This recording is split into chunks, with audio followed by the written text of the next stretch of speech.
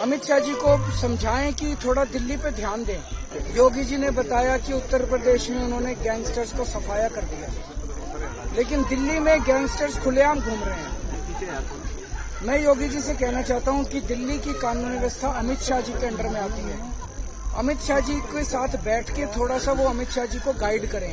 अरविंद जी ने जो वादे किए थे यमुना के लेक और खुद कहा था कि मैं डुबकी लगाऊंगा, आज लोग याद दिला रहे हैं उनको। बात यह है कि आज दिल्ली में बच्चे भी सांस लेने में परेशानी महसूस करते हैं। केजरीवाल जी ने कहा कि अगर मैं 2025 तक यमुना साफ नहीं कर पाया तो मुझे वोट मत करना। आज योगी जी दिल्ली आए थे,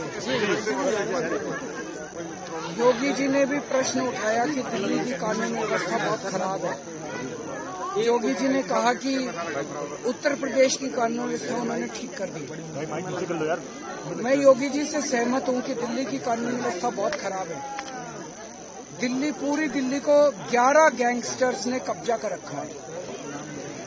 योगी जी ने बताया कि उत्तर प्रदेश में उन्होंने गैंगस्टर्स को सफाया कर दिया, लेकिन दिल्ली में गैंगस्टर्स खुलेआम घूम रहे हैं। सड़कों के ऊपर गोलियां चल रही हैं, महिलाएं घर से बाहर नहीं निकल सकती। मैं योगी जी से कहना चाहता हूं कि दिल्ली की कानून व्यवस्था अमित शाह जी के अंडर में आती है। अमित शाह जी के साथ बैठ के थोड़ा सा वो अमित शाह जी को गाइड करें, समझाएं कि कैसे कानून व्यवस्था को ठीक करना है। अमित शाह जी को समझाएं कि थोड़ा दिल्ली पे ध्यान दें। अमित शाह जी पूरे देश में सरकारें तोड़ने में, जोड़ने में, पार्टियां तोड़ने में, एमएलए खरीदने में लगे हुए हैं। योगी जी से मेरा निवेदन है कि अमित शाह जी को बिठा के गाइड करें कि दिल्ली की कानून व्यवस्था को कैसे ठीक करें। कांग्रेस दिल्ली में आम आदमी पार्टी को टक्कर देने के लिए चुनावी मैदान में है। यही वजह है कि कांग्रेस के नेता हमलावर हैं आम आदमी पार्टी पर। पवन खेड़ा का बयान आपको सुनाते हैं। बहुत हैरान करने वाली बात है कि देश की राजधानी में सिर्फ रसूखदार के आप पुत्र हैं इसलिए आप कुछ भी कर सकते हैं, अपने पास बंदूक गोली रख सकते हैं, बुलेट रख सकते हैं। ये दिल्ली की परंपरा नहीं है। दिल्ली में ये वक्त बहुत पहले, बहुत दशकों पहले खत्म हो चुका था। ये फिर से इस तरह का वक्त हैरान करने वाला। लॉ एंड ऑर्डर को लेकर भी सर एक बड़ी बहस शुरू हुई कल से, जब योगी आदित्यनाथ ने यहाँ पर आए और उन्होंने लॉ एंड ऑर्डर की बात करी, और उसके बाद में आम आदमी पार्टी ने एक तरफ से केजरीवाल ने कहा कि हाँ वाकई लॉ एंड ऑर्डर बड़ा इशू है, लेकिन उनको ये बात अमित शाह जी को याद दिलानी चाहिए। ये इनकी नूरा कुश्ती छोड़िए, जो कह रहे हैं उनके अपने राज्य की क्या स्थिति है। यहाँ आकर कह रहे, भाषण दे रहे हो, भैया यूपी भी संभाल लो। यहाँ तो है जो स्थिति आपके सामने है, और यहाँ ब्लेम गेम चल रहा है। केजरीवाल जी कहेंगे कि नहीं उनकी जिम्मेदारी है, वो कहेंगे नहीं इनकी जिम्मेदारी है। ऐसे थोड़ा ही चलता है। दिल्ली में आज कोई भी सड़क पर चलता हुआ आदमी महफूज नहीं महसूस करता अपने आप को, महिलाएं महफूज नहीं महसूस करती अपने आप को। ये देश की राजधानी के लिए कोई अच्छी बात नहीं। यमुना को लेके भी जो है वो बात चल रही है। कल खुद उन्होंने कहा योगी आदित्यनाथ ने कि मैं अपने पूरे मंत्रिमंडल के साथ डुबकी लगा सकता हूं गंगा में। क्या अरविंद जी ने जो वादे किए थे यमुना के लेक और खुद कहा था कि मैं डुबकी लगाऊंगा, आज लोग याद दिला रहे हैं उनको। बात यह है कि आज दिल्ली में बच्चे भी सांस लेने में परेशानी महसूस करते हैं। लंग्स का इन्फेक्शन बढ़ता जा रहा है, रेस्पिरेटरी डिसऑर्डर्स बढ़ते जा रहे हैं, बुजुर्ग वॉक नहीं ले पा रहे।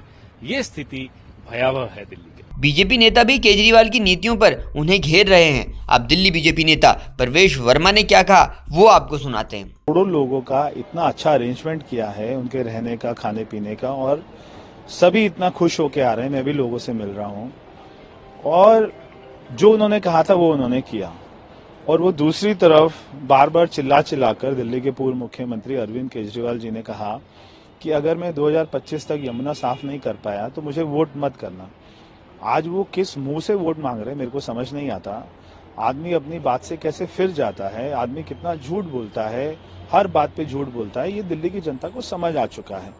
तो मैं अरविंद केजरीवाल को फिर से चुनौती करता हूँ कि अभी भी दिन शेष है, जाकर यमुना में डुबकी लगा के आइए। जी सर, एक सवाल मेरा, शफीक जो है वो भी लड़ेगा, इस तरह का जो है एक क्वेश्चन आ जाता है कंट्री की सिस्टम पर, कैसे देखते हैं आप? वैसे तो अरविंद केजरीवाल को चुनाव लड़ना ही नहीं चाहिए, और उसको मॉरल रिस्पॉन्सिबिलिटी लेकर दिल्ली की जनता से माफी मांगनी चाहिए कि कैसे उन्होंने शराब घोटाले में इतने हजारों करोड़ रुपए का हेर फेर किया, अपना शीश महल बनाया, लोगों की जिंदगियां खराब करी, लोगों को ऑक्सीजन नहीं दी, दिल्ली के युवाओं को नौकरी नहीं दी, एक भी फ्लाईओवर नहीं बनाया, कोई भी नई यूनिवर्सिटी नहीं बनाई। आज हमारे बच्चों को एडमिशन नहीं मिलता।